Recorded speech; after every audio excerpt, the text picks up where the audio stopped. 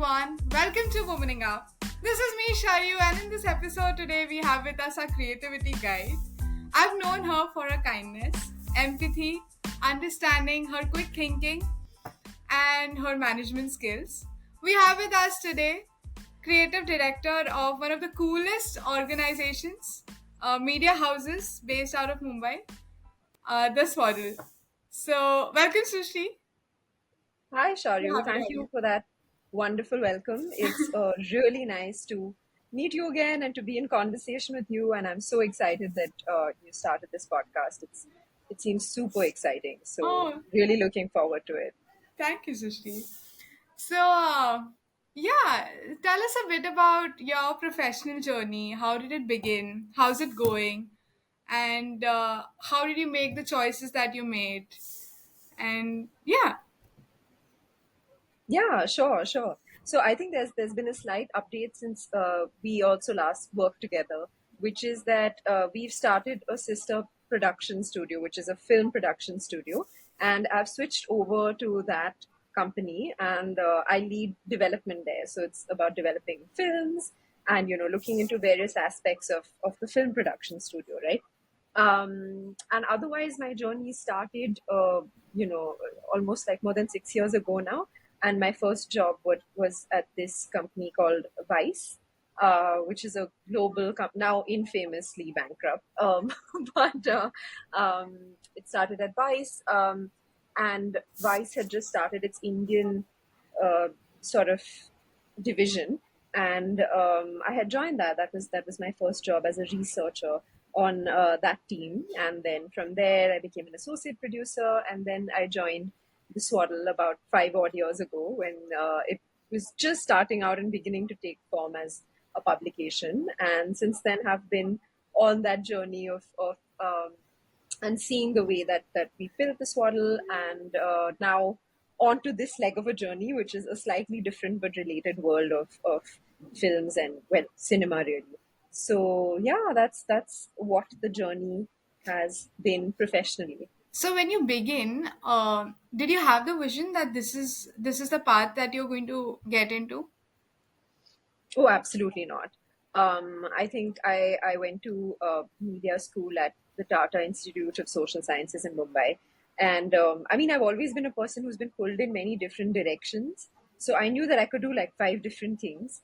I mean, whether I could do them well or not is a question, but like I could be interested in and pursue five different things. And so that's really how it was. At that time I was working on a screenplay with a director. I was applying to every possible job, and I Wow. could see myself in many different roles. And then Vice happened, and then Swaddle happened, and now I feel like I have a much better sense of what I want and where I want to go. But I think it's always a little bit of a work in progress. I mean, I admire the people who have like a focused vision of like vision board when they're 15 of like this is what I want to do, and then they do that.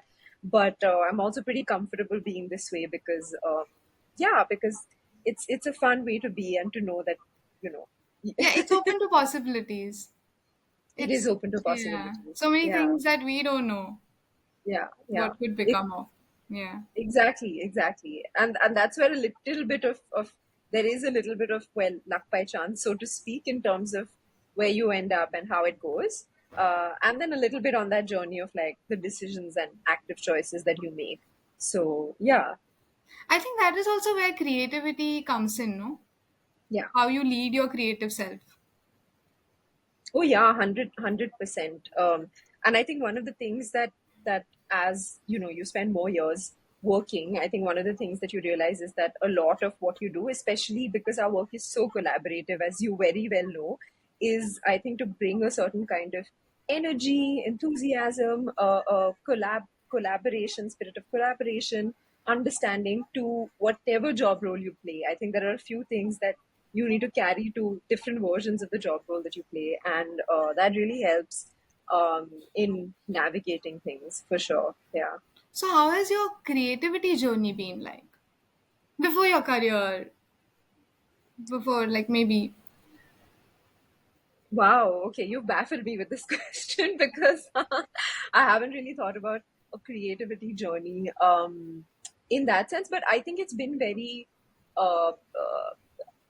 like I think it goes from the fact that even though both my parents are very straight-laced, like surgeons, actually doctors and surgeons, they never imposed uh, like a straight-jacketed understanding of what my sister and I should do, like that we should also follow in their path, or like take up sciences, or like follow a certain field. I think they really let us make our own choices when it came to our education, and I'm so grateful for that. And I think when I think about creativity, I do think about having that space to or that agency to make your own choices and to have fun. Like I think there were not a lot of pressures. Of course, there's a certain amount of pressure of like you need to perform a certain way and you need to get certain marks, but there was also a lot of space for like fun and leisure and doing different kinds of things. And I think that is really where creativity is fostered. And we were having a conversation recently at work, actually, among a few people, and we were talking about how important it is to just get bored to be creative, because especially nowadays we're so overstimulated all the time. We're being direct, like you can just scroll your phone and then you'll have 100 different apps pulling you in very different directions. But I think to really be able to think and to like clear out your mind and like innovate, you really need time to get bored. To And be I'm able to grateful, just wonder. exactly, to be able to just wonder. And I'm grateful that I had that growing up. So I feel like if you talk about the journey with creativity, I think maybe that is something that is formative to it. And I would say that my sister is even more creative than I am, and more uh, you know an adventurer in a sense, because she is a breathwork facilitator and a content creator. And sometimes when I look at her journey, and she's had like I think multiple careers also in a sense, I'm just so excited by it. And I think it has a lot to do again with that, just the freedom to play, so to speak, and the just giving people a little bit of agency to make mistakes and make choices and just be. I think that's really important. It's such a wonderful duo, na? Both you sisters. I follow her too, and I'm so fond of her.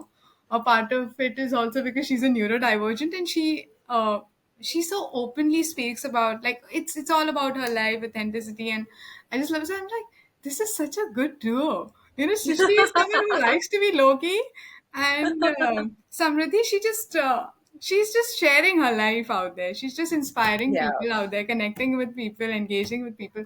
And both of yeah, y'all are engaging with people, with the masses in yeah, such yeah, different ways. So I'm yeah. like, this is crazy, crazy combination. What happens between them, the conversations must be so. I mean, it's a good feeling to have that sisterly, to even think of it. So yeah.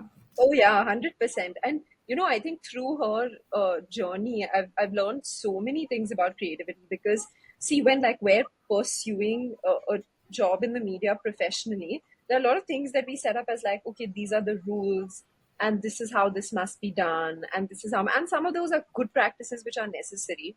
But I think my sister's journey as a very popular content creator online just really taught me about how you harness creativity, the value of having a distinctive voice, which is something that she also has personally. It's something that the Swaddle has. Hmm. It is about really shaping a distinctive voice and being really authentic to that, and the means that you use to get there can be really different. Um, and Absolutely. and I think it's interesting and important to have respect for that, and to see like such different modes of finding an audience. I think was amazing, because that really has taught a lot of different lessons. So Both yeah. of y'all are doing such wonderful jobs in your own ways, and it's just so heartwarming. But Thanks, Chayu. what is creativity for you? What is your idea of creativity when you think of creativity? um when I think of creativity, I think it is about freshness is probably the thing that comes to my mind.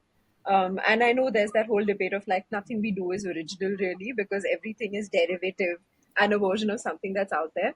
But I think it's really about like pushing the boundaries and creating something which you think is totally new and totally fresh. And I think creativity is also research. Like a lot of it is like looking at things which are already out there, getting a really good sense of it, and then thinking about what does innovation look like, or how do you come up with something that is new within what you're doing. So I think it really is a combination of research and ideas. I'd say that that is how I define creativity. And the research part of it is super enjoyable because it's about also learning what's out there, really like digging into things. And then the ideation part, I think, to a huge extent happens collaboratively. I would say, in the kind of job that I do. So, I mean, it's always about like bouncing off ideas of people, like the way that the rapport that you form with each other, the kind of environment that you can create so that people can really think and enjoy kind of coming up with ideas. I feel like that is how I would sort of define creativity. Oh, yeah. Yeah, I really love that about freshness and researching because one thing leads to another. With researching and with people, it's everybody is different and thinks differently. And then Yeah, all of it combined, something new comes out of it. And it's not easy to create create yeah, it together is not easy because everyone is thinking differently. It is an advantage at the same time. yeah, Managing differences is it's quite a job. And I've seen you yeah. doing that very, very beautifully, very beautifully, very quickly. I think I've seen that Yeah, quick promptness in you. yeah. So, what is the importance of innovation or creativity within the teams or within workspaces? Um, I think innovation is a benchmark that you have to set for yourself.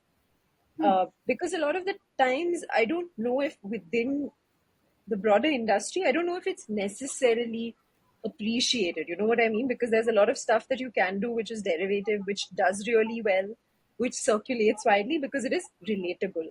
I think innovation is about pushing boundaries, kind of thinking about how can you do new formats in whatever capacity it is that you do something, right? Like even if it is something as simple as a social media post, how are you communicating? Uh, about something in ways which are visually exciting and fresh, which conveys a thought which might be new or adds something to the conversation, or like how you reimagining or thinking of new ways of like breaking familiar formats. So I think that's how I look at innovation and the importance of innovation. And because we were talking about creativity, another thought that comes to mind is that I think it's very important to also have like a personal space and a personal sense of creativity, and to remember that you spoke about differences and who gets the final word and how do you decide. I think it really depends on the place that you're working at, especially if you're formally engaged. So you should always remember that, like, don't let your voice go.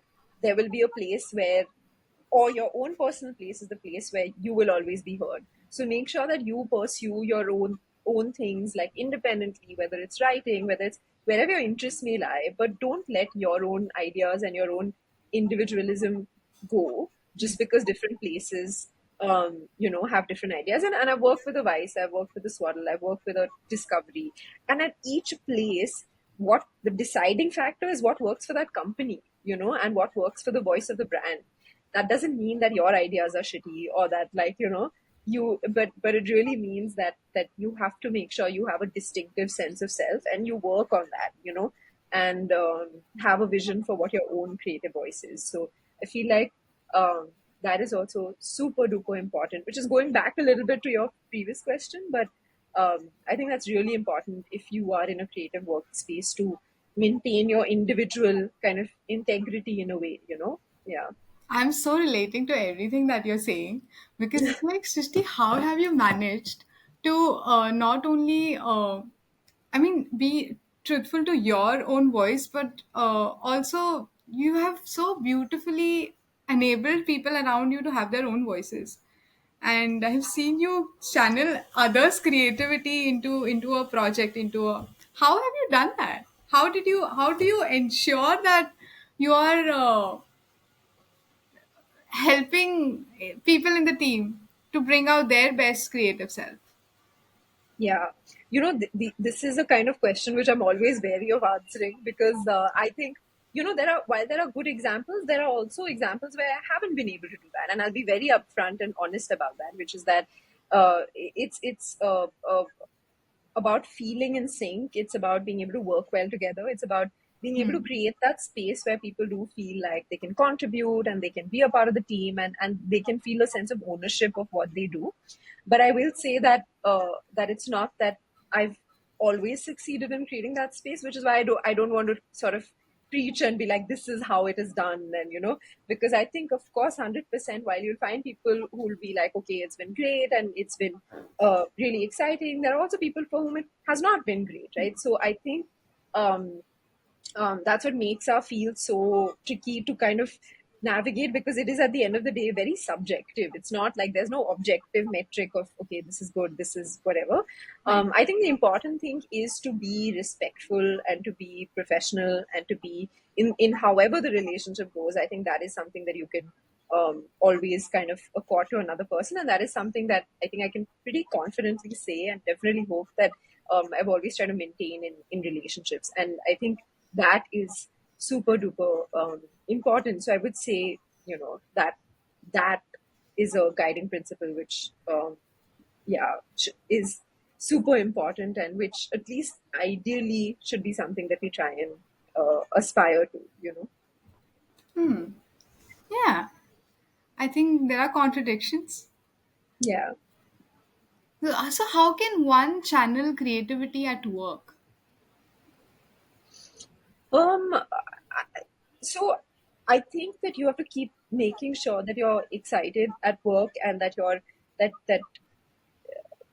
you're excited by the things that you do, and that you're constantly experimenting, and you're constantly kind of coming up with different things. You're constantly looking at other people's work for inspiration about like what are different people doing at different organizations, and you can draw inspiration from a variety of kind of organizations. Like you can see a film and you can be like, this is incredible.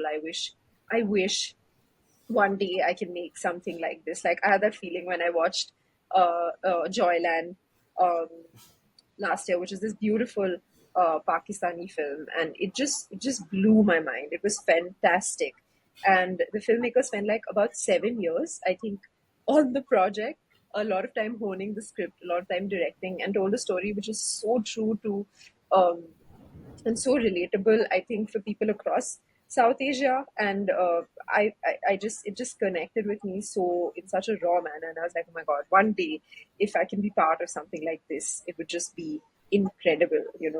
And then on the other hand, you can also see like an investigative news piece and get super duper inspired, or you can see like a Manisha Pandey's satirical way of like TV news sense on News Laundry, and be like, this is so amazing, this is such a different way of like breaking down the horrorscape that is mainstream news media in India, and like decoding it in a way that is funny, fun, accessible, sharply critical.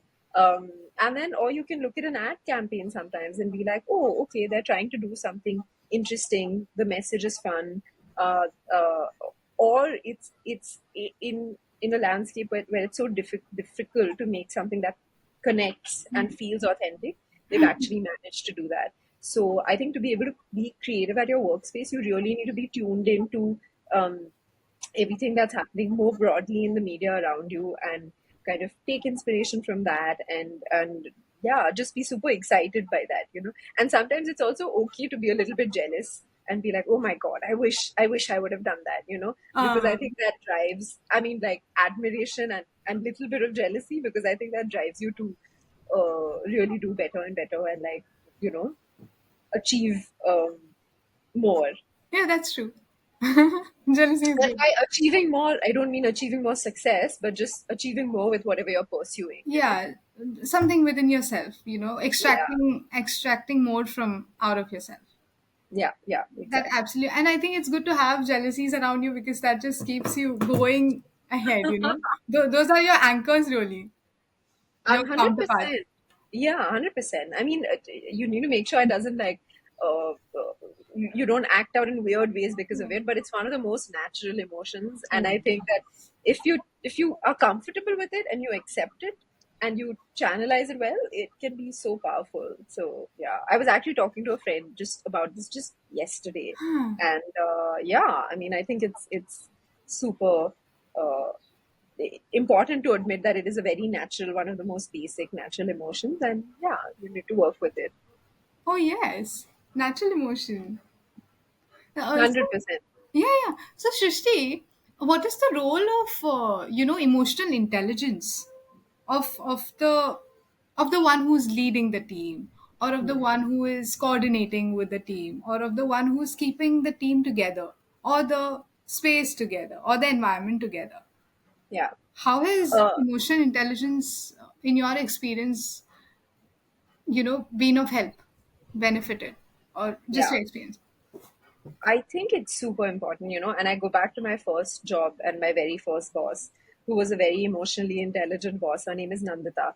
And I mean, she was the kind of leader who makes like cheerleaders out of her, the people she manages, because I think she really shaped the way in which I look at leadership, or I look at the way in which a manager can be, because I think she's very tuned into people's emotions, extremely empathetic to what was going on, understanding about, even when I remember, even when I behaved really like in ways that, sometimes a fresher might behave, she was really understanding about it, and it never came from a place of reprimanding you, or like, making you feel bad, but there was always this inherent sort of undercurrent that this person is on your team and they have your well-being in mind.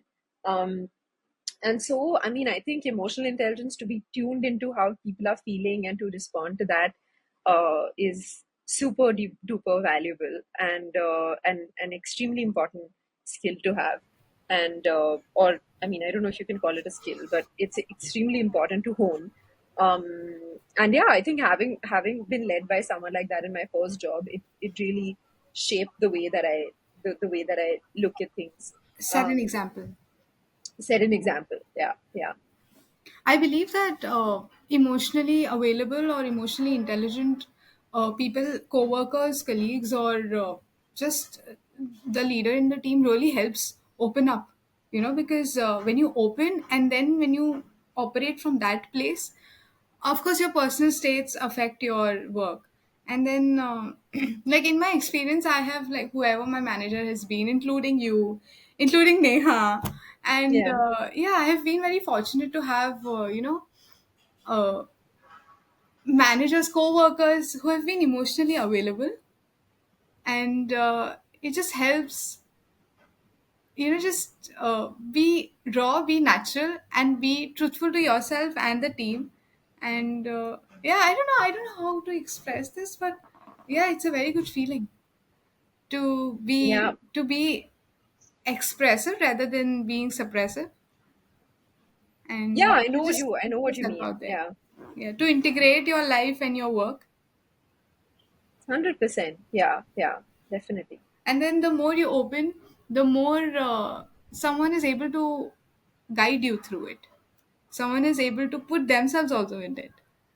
So that's a beautiful thing to happen. Yeah. Well, Srishti, you've been part of women-led or women-empowered spaces, workspaces, teams, and environments.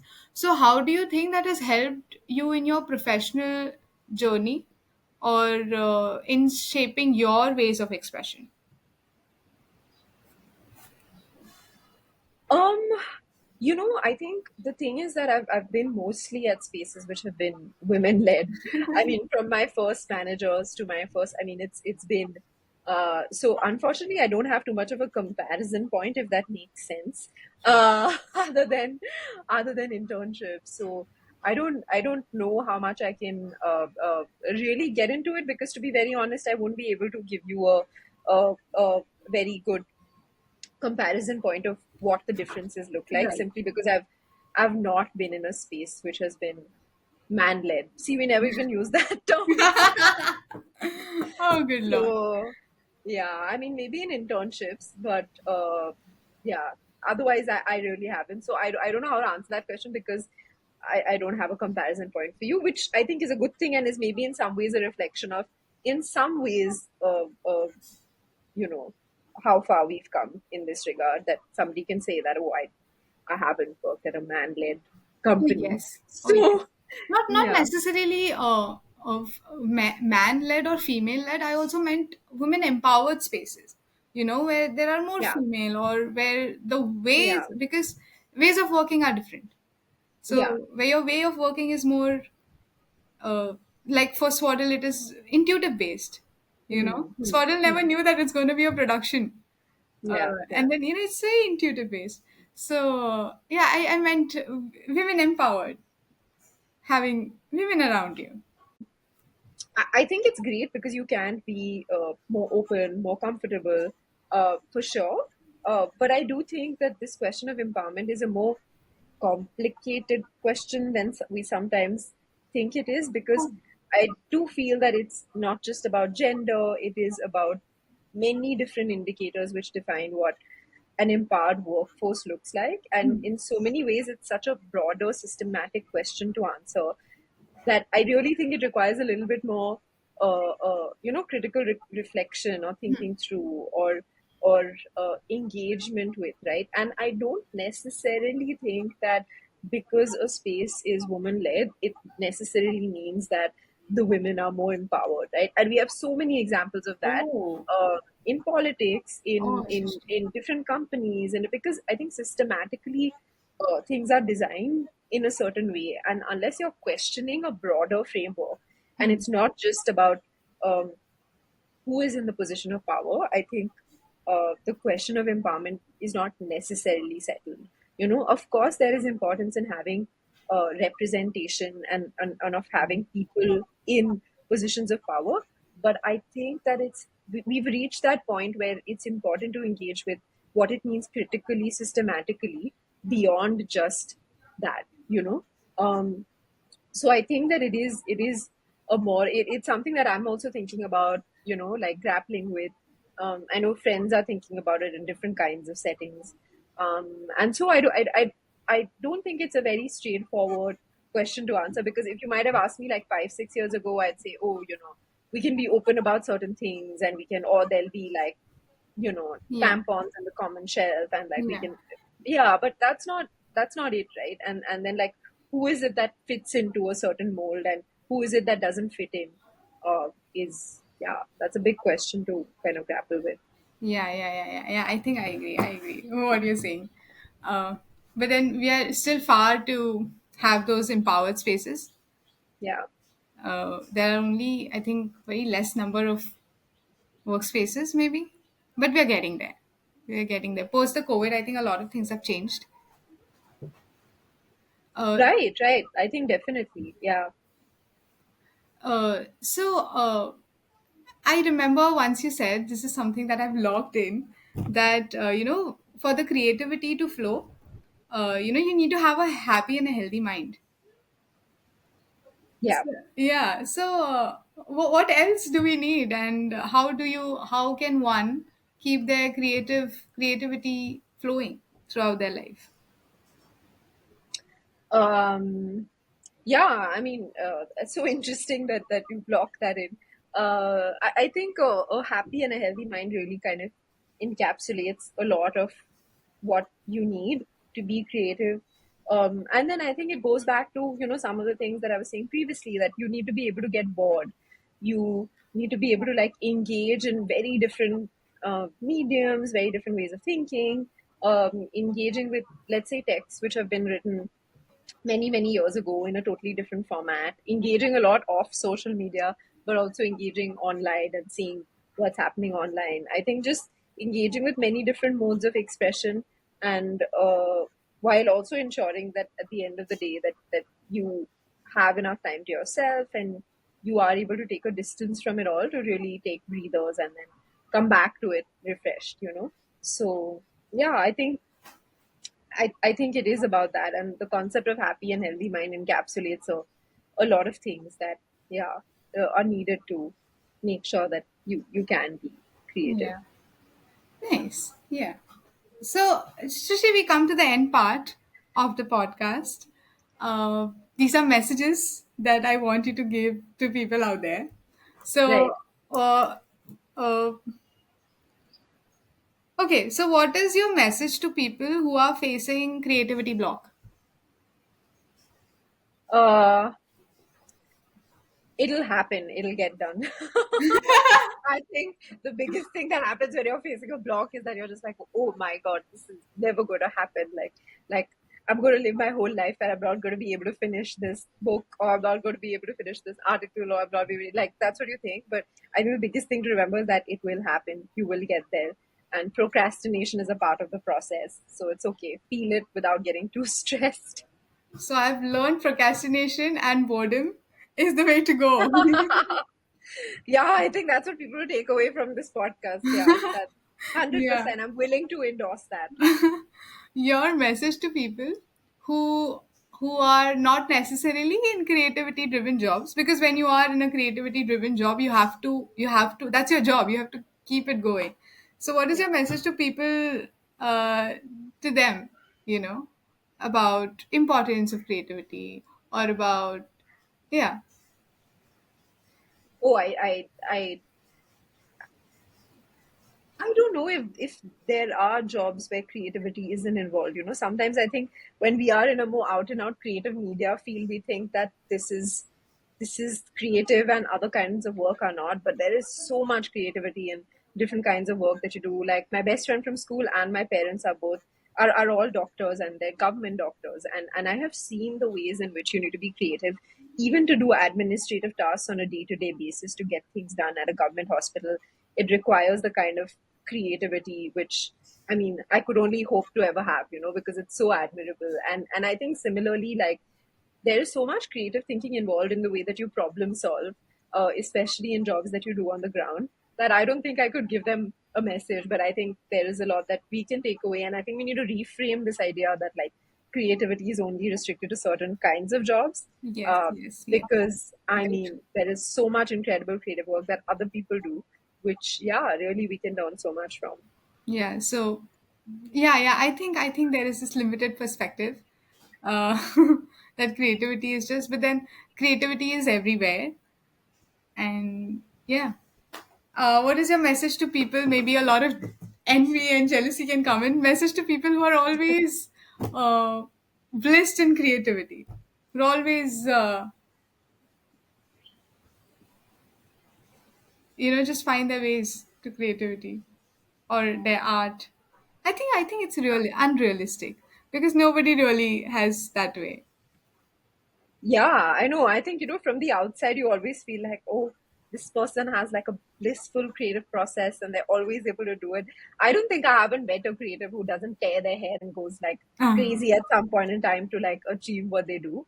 But I mean, to those people, if they do exist, I mean, please come find me. I think that would be my message to them, so I can also see who are you and how do you function.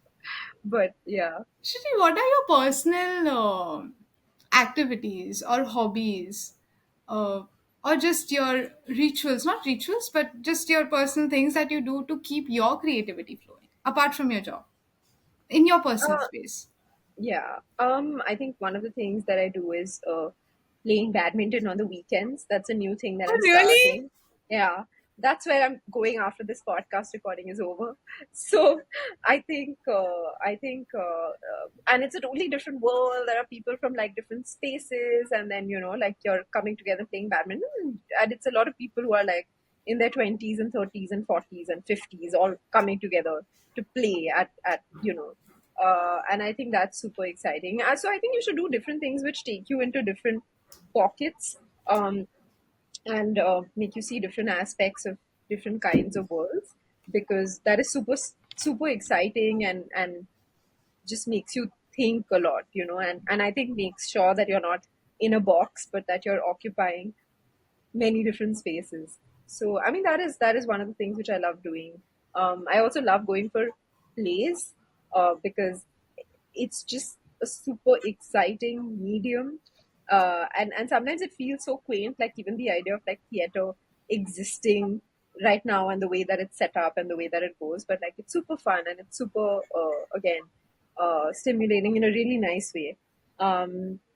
So yeah, I think these are just two examples, but like I think it's just about doing different things which take you to different spaces and make you meet all kinds of people. Um, yeah. Do you think with age, creativity just comes out of you, or because there was this like I recall there was there was a text that I read that a true artist. I mean, I don't want to confuse creativity with artist. Creativity is Mhm. just everywhere. But what Yeah. do you think about an artist really becomes an artist when they are 40, after they're 40 or something?